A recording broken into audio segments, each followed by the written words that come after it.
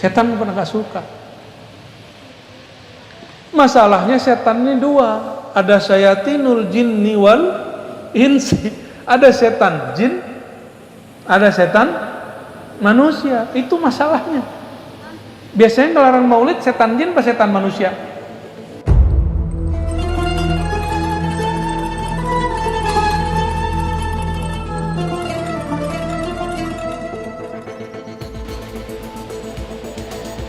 Diwazkur fil kitab Ibrahim, maka perintah ini menunjukkan wajib menceritakan Sayyidina Ibrahim. Maka Bapak Ibu, saya kalau khutbah nggak pernah kehabisan bahas sama ceramah. Kenapa? Karena kisah tentang para nabi itu banyak. Dan saya membaca satu kitab itu, ada satu kitab sejarah dari awal sampai akhir penulis. Dia nulis dari awal penciptaan alam sampai zaman dia. Tahu nggak Bapak Ibu berapa jilid itu buku? Bukunya 14 jilid. 14 jilid. Dan alhamdulillah Allah izinkan kami untuk membaca semua. Alhamdulillah. Ya, 14 jilid. Jadi kalau nyampe di ayat mana, langsung koneksi ke halaman mana gitu, bagian mana. Alhamdulillah. Itu nikmat dari Allah SWT. Ya. Sayyidina Ibrahim diperintah untuk sunat khitan.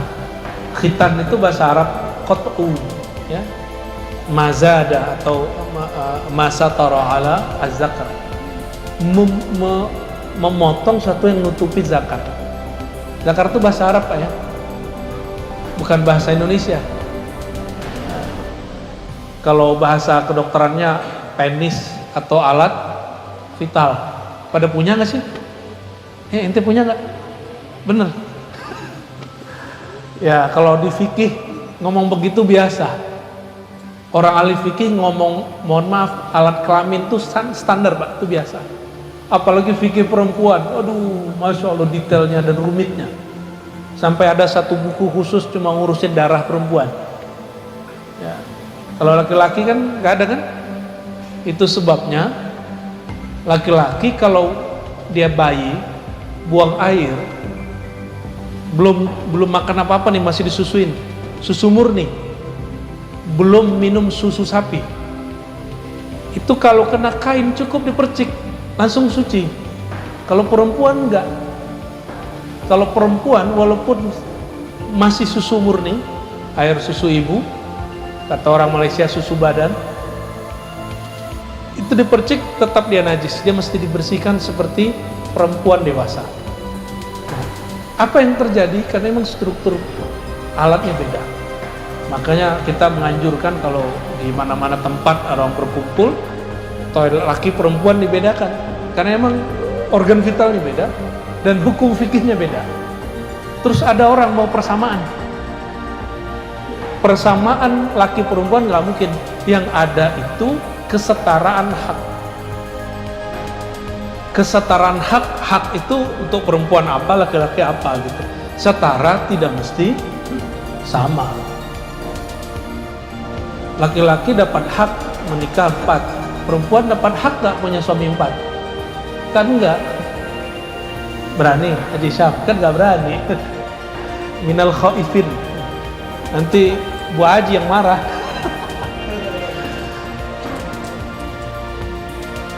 Allahumma sholli ala Muhammad. Loh kok kemana ya? Bahasannya kok ke situ ya? Sayyidina Ibrahim Bapak Ibu, anaknya berapa? Ini bukan ngetes, ini cuma konfirmasi. Anaknya berapa Nabi Ibrahim? Siapa aja tuh? Anak bukan bini, bukan. Ini pikirannya ke bini mulu nih Haji Iman. Ini kayaknya mau nambah iman ini. Anak Nabi Ibrahim ada berapa? 3, 2 yang disebutkan di Quran. Yang disebutkan di Quran hanya 2. Yang disebutkan di riwayat hadis itu lebih dari 3. Ya. Ada yang saya ingat ya, pasti ingat yang pertama, Sayyidatuna Sarah, Siti. Kalau sudah biasa bahasa Arab ganti dari Siti ke Sayyidah.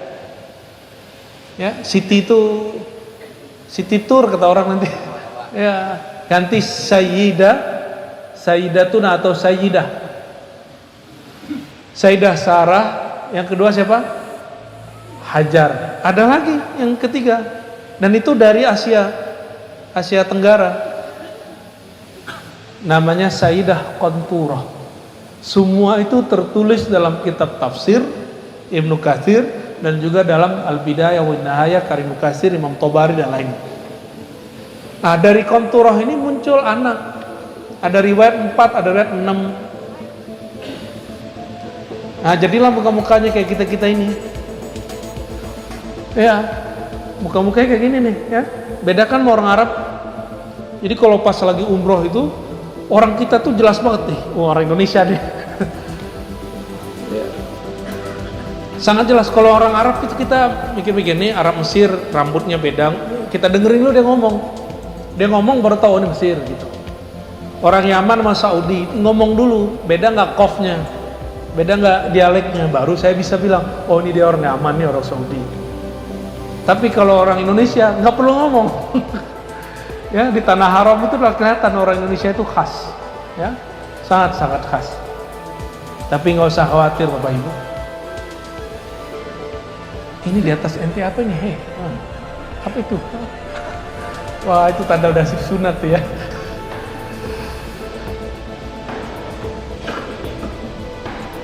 Sayyidina Ibrahim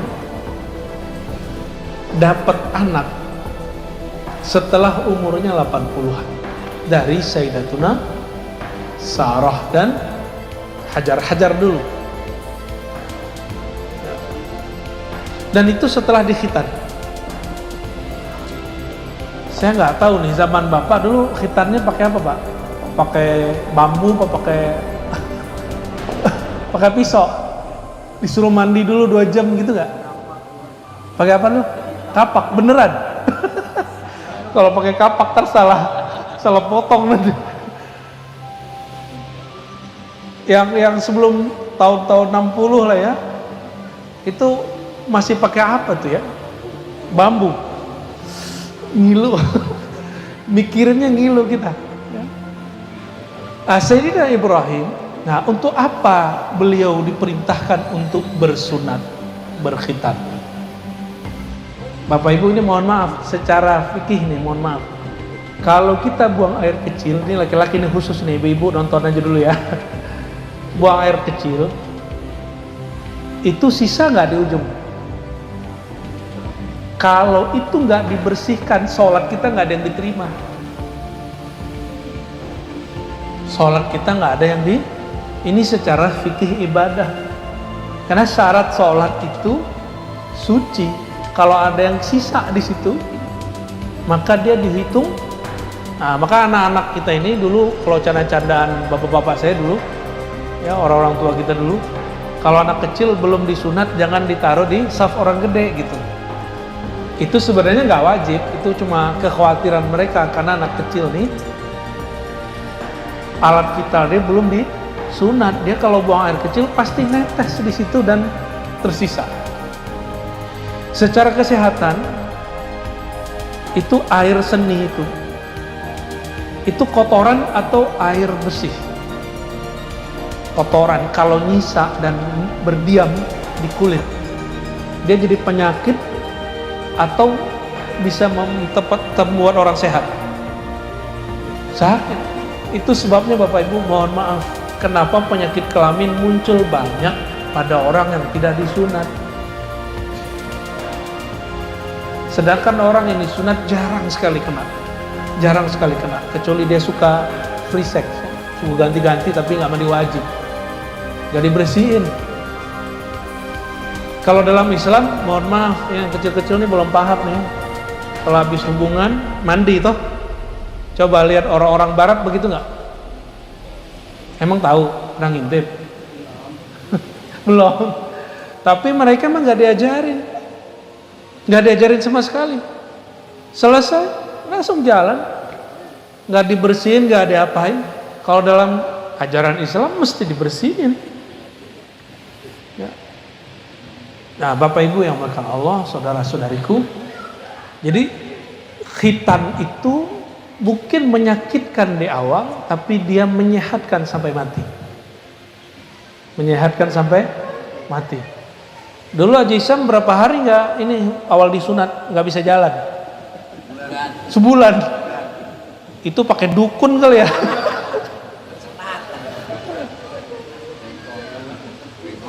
Malah teman saya ada yang lepas Pak 2 kali dia disunat. Lepas jahitannya dia. Kalau orang dulu kan enggak, langsung dipotong habis. Jadi bagus. Ya, yang generasi saya itu jelek-jelek tuh hasilnya. Kena dijahit, ini jelek nih hasilnya nih. Nah, Sayyidina Nabi SAW, beliau mengatakan apa kata beliau? Kata Nabi Muhammad SAW, "Wulidtu makhtuna." Aku terlahir sudah di khitan. Maksudnya, nah ini enggak ada riwayat yang menyebutkan beliau dikhitan oleh Jibril, itu hadisnya tidak sahih. Maksudnya, secara biologis ada orang lahir itu kuncupnya nggak ada Pak, tahu kuncupnya? Itu nggak ada, barangnya nggak ada, jadi betul-betul sempurna, dan itulah yang sempurna.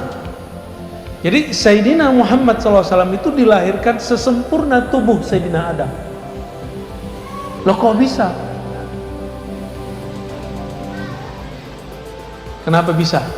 Karena nur yang ada pada Sayyidina Adam itu berasal dari nur Sayyidina Muhammad sallallahu alaihi wasallam. Ya. Ngaji nur ini ilmunya Imam Ibnu Katsir. Ibnu Katsir ini muridnya Imam Salafi Wahabi, Pak. Dia nggak nolak Nur Muhammad. Sekarang jangankan Wahabi, ngaku Ahlussunnah aja nolak kajian Nur Muhammad sallallahu alaihi wasallam. Nur Muhammad itu kalau dizahirkan jadi syariat. Kalau dibatinkan jadi hakikat. Dizahirkan jadi apa? Syariat. Maka bersyariat itu ciri-ciri orang ada Nur Muhammad dalam dirinya. Kepatuhan kepada syariat berarti nur Allah ada pada dia. Itu yang ada dalam surat Az-Zumar itu ya. Orang-orang yang berada dalam nur Tuhannya. Nur Tuhannya itu ya, nurin min rabbihi, itu nur Sayyidina Muhammad sallallahu alaihi wasallam. Kalau mau nur itu ada di rumah kita, ya banyak-banyak sholawat di rumah. Konflik-konflik dikit itu biasa, ya diberesin pakai sholawat. Diberesin pakai apa? Maka ada adik kita yang ahli sholawat ini, selama masih ada mereka Pak, kiamat diundur. Ente jangan GR ya. Kalau masih ada orang sholawatan, kiamat diundur. Percaya nggak? Orang sholawat kalimatnya gimana? Minimal Allahumma sholli ala Sayyidina Muhammad. Ya Allah, selama masih disebut nama Allah, kata Nabi SAW, la taqumus sa'ah, kiamat tidak terjadi. Makanya setan gak suka sama orang salawatan, gak suka sama orang yasinan, gak suka sama orang rotiban, rawian. Kenapa? Di dalam rawian, sholawatan, yasinan nyebut nama Allah, maka setan gak suka. Setan bukan gak suka. Masalahnya setan ini dua, ada syayatinul jinni wal insi. Ada setan jin, ada setan manusia. Itu masalahnya. Biasanya gelaran maulid setan jin atau setan manusia?